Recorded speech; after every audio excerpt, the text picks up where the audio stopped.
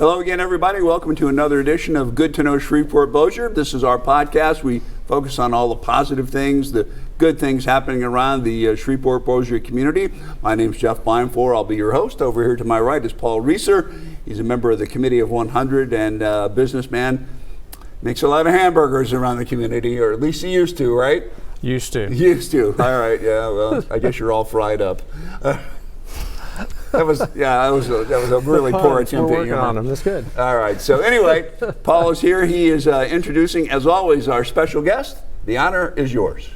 Well, thank you, Jeff, for that creative introduction. Yeah. As always, you usually talk about my fry skills, but you never mention my chili cheese coney skills. This is true. I had no knowledge that you possessed any. That's why. I have a virtual cornucopia of skills, but that's for all right. Well, we'll get into those another time. No, man, but we do have a guest. As per always, you're going to be impressed with the caliber. I'm already impressed.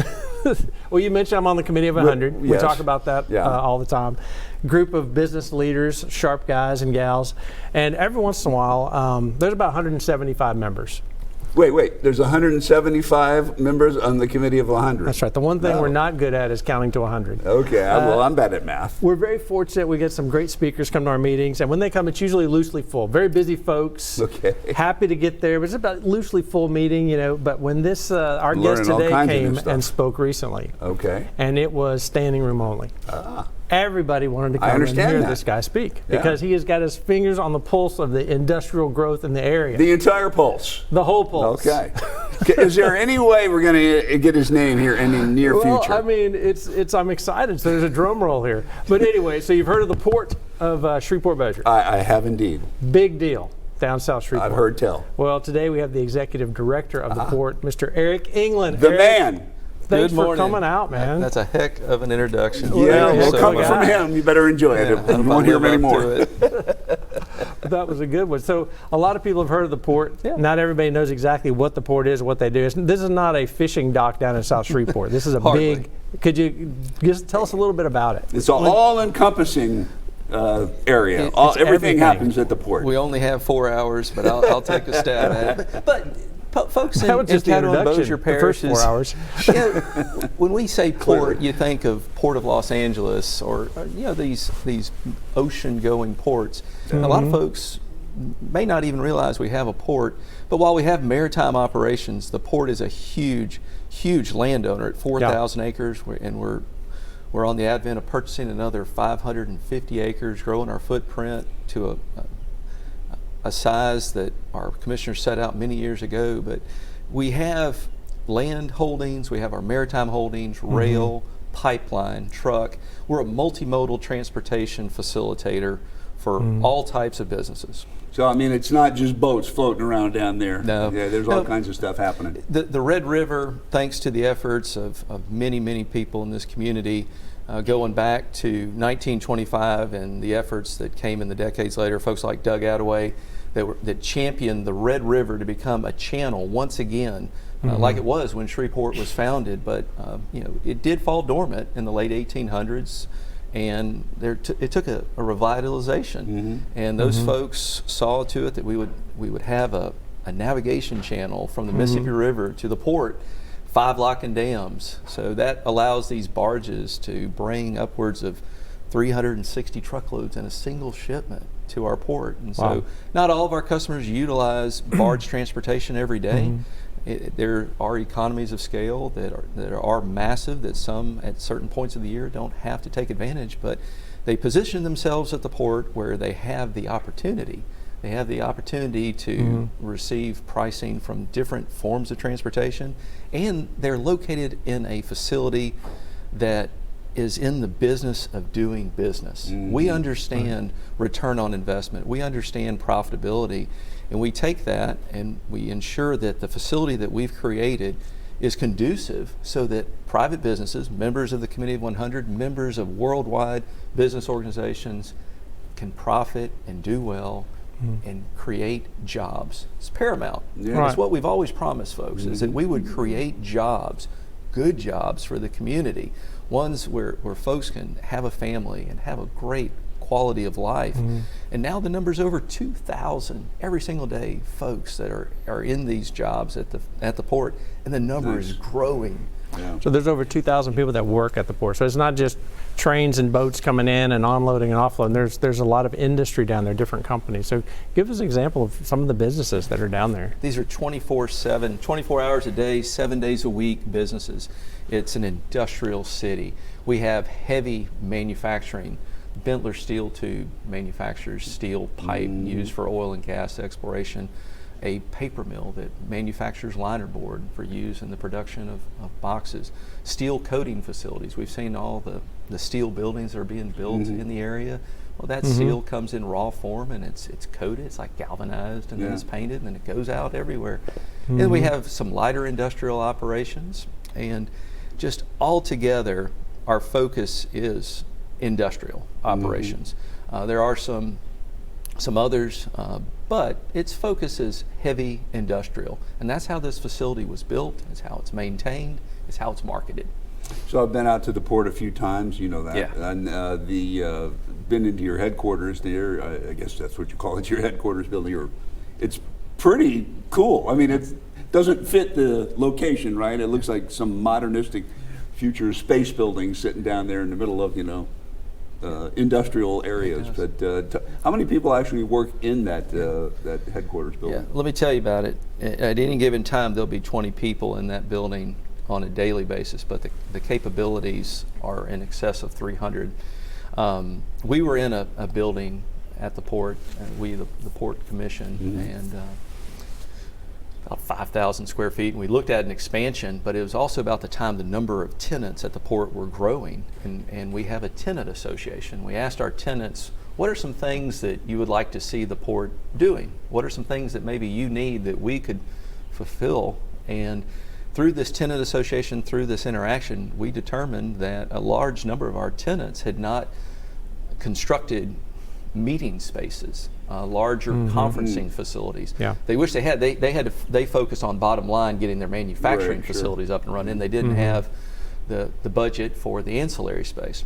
So our board, it was a visionary move on their part. They took what was going to be an office expansion, and it grew into this. And through several iterations with Kevin Bryan, who was our architect, and our commissioners, there's an element that provides not only a forum for the Port Commission to conduct its business, but two main categories of where it has really thrived and provided opportunities for even more jobs at the port is it's a place for startup companies at the port that are in the early stages before they even begin construction. So take, for example, Bentler Steel, a company headquartered in Salzburg, Austria. Our facility provided them office space even before they had their construction trailers, massive site of construction trailers. Right. It provided them where they could utilize IT, having office space, conduct meetings. Yeah. And the second area is that we open that space for our customers. It's where our customers are able to conduct their own job fairs, those types of interviews that are off-site. There are things that they need to do off-site, and they're allowed to do them in the port. And for example, we have the Caddo Sheriff's Office hosting a first responder training there this week. So it's a magnificent facility. It really Helping out does. the whole community. Yeah, it's neat. It was a large investment, but the customers that have utilized it have even acknowledged to us that they didn't expect to see such a facility. They didn't expect it to have that kind of cohesiveness and just ease of use in that type of industrial environment, and had it not been for that, they likely would not have been successful. Well, I tell you, when you drive up on it, it's really impressive. Yes. It's pretty cool. Kevin did a great job. It's much cooler than when you say drive up on a Sonic restaurant. I'm just Allegedly. yeah. Ouch. I'm not even going to go there. Yeah. But, Oh, that's okay. I will. but I'm going to take some pictures in your office later, Jeff. We'll talk about impressive. It's horrible. So what makes our port so attractive? I mean, there's not a lot of these facilities around the country. So I imagine it's very competitive. How do we get an international company from Austria and companies from all over the country to come here? What is it makes it so attractive? It begins at the top. We have a business-minded board of directors that is focused on our mission of providing the things we were talking about to the citizens of Caddo and Bossier. It begins there, and it just trickles down. Their mission has been effectively communicated to us, and then on a day-to-day basis, we are focused not only on providing transportation facilitation. That's a lot of syllables there, but transportation facilitation. Way more than he can count. In all modes of transportation, but the lion's share of our work that really fulfills the mission of fulfilling that promise to the citizens is taking raw acreage, raw farm acreage, and converting it to industrial property. So that is, the keywords here are, it's shovel-ready greenfield sites. These aren't brownfield sites, these are greenfield sites. And what makes us attractive to these worldwide companies is when they're looking at sites, they might review 100 sites for a $1 billion mill. They have their checklist. It's like when you go to buy a car or whatever, they have the things they want to look for. And the more things that we can easily just check off that list, the more likely we are to land that deal. Things such as the zoning of the site, the drainage, the electrical power, natural gas, water, sewer, roadways, rail, and the list goes on and on. And that's what we do. We know how to, based on our experience, we started this process in the early 90s, and we completed a task of developing 2,000 acres. That's what is, if you will, those sites are where we have 2,000 people employed today. We know what the model looks like. We wrote the book. And the board said, okay, that was good. Let's focus for the next 40 years. Let's focus on the next generation. And several years ago, we started buying property. And we took our port from 2,000 to 4,000 acres relatively quickly. And what we're in the process doing now is, for example, building a $35 million water and sewer project to the port from Bossier City. So we have a redundant water supply. We're currently fed from the city of Shreveport, and we'll soon be finishing a $35 million water line from Bossier, redundant water, which is very critical. And that's an economic advantage to Bossier City, because you're going to be purchasing that water from Bossier. So that's because we have this plant in Bossier that with extra capacity, and now they can sell that extra capacity to the port. You nailed it. So what's the max? You said you went from 2,000 to 4,000 acres like that. You're buying all the time. Is there a max out there? Okay. There is.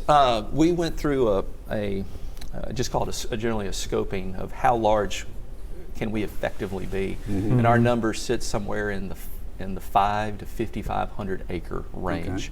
So we're going to soon be at about 4,500 acres. What was key for us in buying this property, which we've master planned and subdivided, is when we leased 370 acres of Bentler Steel, we leased one of the premier mega sites. That's a huge site to lease to one company. We were without a mega site, so we made sure that this additional acreage we had, given all the gas wells that are generally in Northwest Louisiana, making sure that we could facilitate a large mega site, have the radius of curve for roads and railroad and gas wells. Refresh my memory now. I think it was Bentler Steel that when they were going in there, bought something that was being transported down the Red River by barge. And they had to get it onto a couple of trucks maybe. They sent me out to shoot video of this thing moving down the road. It was they had to close all the roads. Do you know what I'm talking about? I do. I can't remember what it was, but refresh, what was that? Yeah, so the Port Commission has the capability of large lift on, lift off, or we even have the capability of taking a barge and adding water to it, or floating it, sinking it or floating it to the level of our dock. And you can take cargo, large cargo, like we're talking about. It was gigantic. And they weigh more than any crane could ever, effectively pick from that angle. And you roll it from the barge onto the truck. Okay. Yeah, we've done it all the way back, going back to the 90s for Beard Industries, when the large pressure vessels would be manufactured in Slack Industrial Park. But we've seen some of the large manufacturing equipment for our customers, as well as refinery type equipment, these large pressure vessels. And we have a regular shipment of those now with another company. I think they had to move this thing at about 2 miles an hour down the road. Box slow. Couldn't make it around curve, or, corners and all that. It was crazy. Lifting power lines, blocking traffic. Yeah. It's amazing what can be done when it needs to be done. Well, they got it. They know how to do it at the port. Well, and this Shreveport-Bossier. There's so much stuff coming, so much stuff already there. But you talk about getting it ready for people to show up. So even on a much smaller scale, you joke about my Sonics all the time, but on a much smaller scale. But when I only do that out of love and respect. Well, I appreciate that, and I believe it. But when I was going to build a Sonic, if I was looking at 2 locations, and one was already built up, it had access to power, gas, water, sewer. It was all on the right side of the road, and it went right up. I knew the cost to develop that was going to be so low compared to having to bore, drill, build. So just having that, I would imagine, attracts a lot of people. It does. Huge. But what is the advantage to our community in bringing all these big companies in? The advantage to the community is that their investment in the port. We are supported through a local property tax, which the citizens passed in 1993 and renewed again in 2016. We all pay a small amount in property taxes to the Port Commission, and we take those dollars and we invest them in infrastructure that will return not only in a return on investment in terms of dollars, because in everything that we do in that regard, we have to look at it from a business standpoint. Right. We're responsible to the citizens of Caddo and Bossier to wisely spend their money, but we also have a metric for jobs. How many jobs will be created for this dollar of investment? And that is the focus. Is there a number that you've calculated for that? It varies. We've never had one that's exactly the same where it's not linear. Okay. It's not a completely linear. It all has to be taken into account because there's so many variables. But obviously if a company comes and it's not going to be a huge job producer, but it's a big cargo mover, then you see where that's one of the metrics. There's the balance. As long as it's a positive out. There's balance. There it is. I'd seen a number that it was for every dollar created on the port, it creates $4 of jobs off the port side. Is that reasonable? Yes. Dr. Lauren Scott conducted that research, and it is at least that. He was a great guest on our show. You want to be sure and look at that. It is. So look, so when you hear the word port, right? Ships, ocean liners, that's what the mind goes to. Yeah. I mean, that's not your fault. That's never going to happen at this port, right? No, or is it? No. So where do these come from and where do they go? yeah, so we are a barge port, and one barge holds about 60 truckloads, and the lock and dams are configured such that they will hold 6 barges and a tugboat. Ship activity ceases at Baton Rouge. Okay. There's a clearance due to a bridge that even if you dug the channel deep enough, the clearance between the bridge and the ship would not facilitate. It's just not feasible. So cargo is transloaded from a ship to a barge, and then a tugboat pushes the barges to our port. And they arrive by way of Baton Rouge or New Orleans. There's 6 locks. There's 5 on the Red, and another lock they traverse between the Mississippi and the Red. And it's a short trip, and it obviously works. Yeah. And our customers literally save millions of dollars, while at the same time taking trucks off the road, less congestion, better for the environment, and those types of things. But I will say this: what we have witnessed in the world of logistics with our customers, it has become efficient. It is a small world when it comes to transportation, literally, in that if a transportation manager in East Texas can find a better price by just working a little bit harder, which they do, they may temporarily find a good deal and they'll take it. But they have that opportunity, and they have the benefit of communication to make it efficient. How is there interaction between, like, say, your port and I worked in Memphis for a while, and there's a gigantic intermodal, whatever they want to call it, intermodal. And I went out and did a story and went up into big cranes and stuff. They use they got everything coming in, like you're talking about. I do. Do you guys have any interconnection, or is there, or no? No, the answer is not a simple no, but it's not also all the time yes. Okay. It's somewhere in the middle. For example, right now we have a international corporation that is looking at a project that will involve 2 ports, one in South Texas and our port, and they need to utilize a program that our port has and for conveyance of their product between our 2 ports. So that puts us in touch with that port. Okay. But mainly what we find is when a new shipment of cargo is arriving from an international location, and we're working with our ports in South Louisiana, South Texas. We're in communication with them about the conveyance methods and the terminaling and those types of things. I mean, this is just a lot more complicated than, I mean, it's like here's a truck, let's throw this stuff onto a barge or whatever. There's a lot to it. And move it on. There's a lot more to it, huh? There's a lot to it. Yeah. Well, how much of our space, because we pay our millage, but how much has left? How much is taken up? I just want to ask like 3 questions real quick. So how much is left? I know you've been around for a long time, but the future is also bright. What are some big things that are coming up in the near future that people will say, wow, what the heck? Yeah, the future is where we spend an incredible amount of focus right now. For us, so we have occupied for the most part just under 2,000 acres, which was the reasoning behind expansion. So the majority of our 2,000 acres that we recently acquired surrounds the future Interstate 69 service road. I'm not going to talk about Interstate 69 right now. I want to talk about the Interstate 69 service road, which is a very exciting project. 10-mile stretch between the port as it sits today. Think about where Robson Road is, the LSU Pecan Research Station, and Interstate 49 at LA 3276. There's a car dealership. So just imagine those 2 points, a direct path from the port to I-49 to take roadway congestion off Flournoy Lucas Road, Burke Coons, and give those trucks that are measured in the thousands every day in and out of the port a direct route to an interstate. And that project is in design right now. We're moving at lightning speed right now in completing that project to get to a finished design so we can begin right-of-way acquisition. Okay. That in itself is number one. Number two, taking the 2,000 acres and fulfilling the master plan so that the folks that follow our board and the folks that follow this staff that's in place will have an opportunity to complete the task that we did over the last 30 years.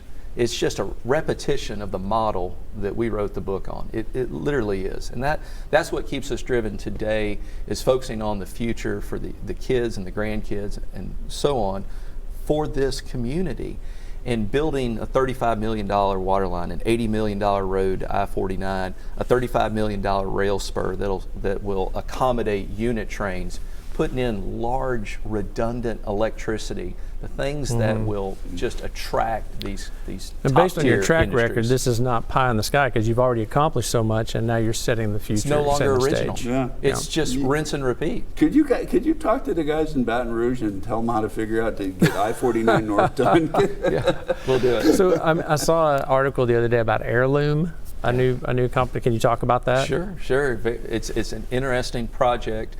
World changing. I've learned that there's a difference between carbon capture and direct air capture. This is direct air capture, where they're going to take a product that they'll transport into the port, ordinary limestone, and in a very simplified way that I can understand it, which is they pulverize it and they're able to extract carbon dioxide from the limestone, and then they'll take that pulverized product and lay it out on these panels, stack it high in the air in a position that captures the most prevailing wind pattern, and pull carbon dioxide out of the air through that method.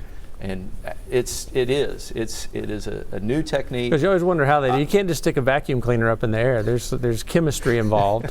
I also wonder about this. Plants need carbon dioxide, right, to create oxygen. So are we fighting against ourselves? Yeah. So we'll let the scientists work that out. And there's been a lot of talk. And and there's been politics that have been brought up with it. And for us, we don't see red, we don't see blue, we see green. It's really simple. Right? And this project is going to happen. This Yeah. project is going to happen. If you look at who the partners are in the project, it will happen somewhere in the United States. Their track record is strong. So it might as well be here, right? We might as well take the capital expenditure and the ongoing expenditures, for the next several decades. But the concept is it's supposed to clean carbon dioxide out of the air, which is good for the environment? They're gonna- Unless you want plants. Well, I'm going to food. defer to the scientists on that. I don't know. All I know is it's going to be a big thing. It's pretty big. It's huh? big. It's $1 billion+, and Holy you know, smokes. it's So how not. much will the port take out of that? How much will we take? You said it's $1 billion project overall. Yeah, our land lease rentals will more than double what we're currently making now. So it's So a huge the way the return on port works, investment. I understand you lease the land We to lease these the land. companies, and they build their own building, and you just bring everything to the site so that they're incentivized to build here. Yeah, That's cool. It is. So they pay a lease to you guys every month, they do. So it's and which there's is not return only on our one. dollars. It is. It's return, and here's the thing: there's more than one. There's two of them that are in agreements right now with the port, and there's a third project which has the pipeline. Once you capture all this carbon dioxide, it's sequestered as pipeline, and it'll be sent to a part in central Louisiana where it's sent, 5,000 feet down. They're sending this carbon dioxide. They're going to bury it. It's good. I gathered that. Yes. Thanks for mansplaining that to me. So then in a few million years, it'll be oil again, and we can dig it back up. Dig it back up.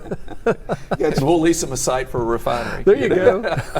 You got a spot for a Sonic there somewhere in the port? Yeah, I know a we guy. get a lot of requests for that. Daycare, fast food, Yeah, with uniform, 2,000 folks tool out rental. there. Yeah. Food trucks do well out there. Do they? They do. Wow, that's cool. Do you have do a well. specific spot where they got to go and park? or- We tried that. We did. It didn't work out. didn't work, They huh? just go to the places. We did the food truck area, and I mean, it's like your own little self-contained city out there, right? Where is it? Can people just drive by like Jeff and just drive up and take a look in the windows? they can. Yeah, they're port roads. There are fences around our company, so Yeah. the public can drive around. It's Yeah. an open road. It's public roads.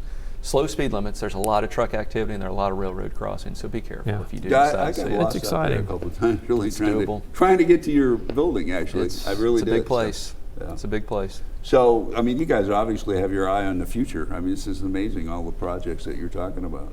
We are. How far out do you look? At this point, we're about 15 years out. 15, wow. Yeah, our engineers, we stay about 15 years out, but not keeping our eye off of what is in front of us today. I mean, every day, we hit the ground running, but the board demands that we focus on the future, and we do. It's part of the mission. It's part of the focus, and because we know it'll lead to success. So it will be done. That already has. It has. Yeah, so it will again. So how many tenants do you have now, and what's the near future? With 20, we're operating right now. Really? Yeah, it's a big number, and it's growing. We've recently signed. We got deals with a couple, but let me tell you something. At the end of the day, it's great to recruit new industry. There's a lot of pizzazz. There's a lot of press that comes with new industry, but we never take our eye off the existing customers. The lion's share of job growth can come from your existing companies, and the folks like Justin Dixon and Rocky Rocket and the folks that are John George at BRF, those guys, we all know this, and that's why we focus on our existing industries. Before we go out the front door and market ourselves out there across the world, make sure you go out the back door and talk to your customers. And what is it that you need? What is it that would help you grow? Smart. And the results are there. Take a look at Ternium announcing, one of our companies announcing a $90 million expansion, and Bentler announcing a $20 million expansion. It's just one after another. Yeah. All right, got about a minute left here. What's the closing thoughts you'd like to leave with the folks listening to this? Yeah, we're very thankful for the continued support. We feel that the board has been an excellent steward of the citizens' trust, their investment, their dollars, and return that to them in ways that can be measured and that they can see on a day-to-day basis. Just take a drive out there. We're thankful to the Committee of 100 for their focus on these types of these 170. these projects. Staying focused on I-49 inner city, that's a huge one that we need to stay focused on. Keep your focus on that one. But all in all, the port with a mind on the future, but paying attention to the aspects that we have right in front of us today. Yeah. And Thank you. It's a big job. I mean, it's a huge job. I admire you guys. The Thanks, stuff man. that you do out there. It's Thank you. Big time stuff. We Every time I appreciate hear the you support. speak, man, I'm so glad that you're down there, energetic, and you're just always out there just doing a great job. So I Thank you. appreciate you, man. Thank you.